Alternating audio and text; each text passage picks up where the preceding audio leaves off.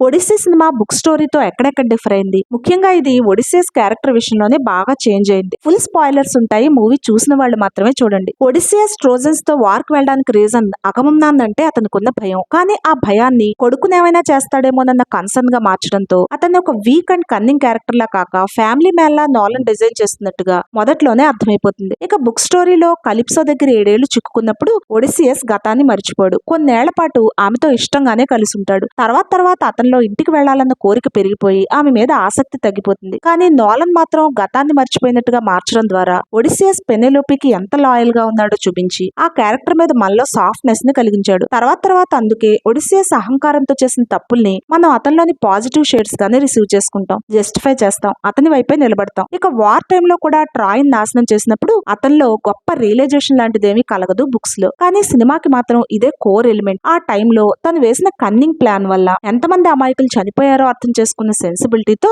Return జర్నీలో Odysseus తనని తానే శిక్షించుకున్నట్టుగా అనిపిస్తుంది. చివరికి బుక్ స్టోరీలో ఒడిస్సియస్ కి అథీనా కనిపించడం అనే మ్యాజికల్ రియలిజం ఎలిమెంట్ ని కూడా అతనిలోని గిల్ట్ కి చెందిన భ్రమగా డిజైన్ చేశారు నోలన్. అథీనా ఒడిస్సియస్ మనుషులు చంపేసిన ఒక మామూలు అమ్మాయా లేక ఆ దేవత విగ్రహాన్ని మొక్కలు చేయడం వల్ల అతను ఆమెను మనిషిగా ఊహించుకున్నాడా అన్న పాయింట్ ని కూడా మన ఊహకే వదిలేశారు నోలన్. అందుకే మూవీలో అథీనాగా అడుగడుగునా ఒడిస్సియస్ కి హెల్ప్ చేసే ఆ దేవత క్యారెక్టర్ కేవలం అతని ఆల్టర్ ఈగో లేదా గిల్ట్ డ్రివెన్ హెల్యూసినేషన్ అన్న ఫీల్ రావడం వల్ల ఈ స్టోరీ సైకలాజికల్ గా చాలా లేయర్స్ గా పరుచుకుపోయి గొప్ప స్క్రీన్ ప్లే గా రూపుదిద్దుకుంది.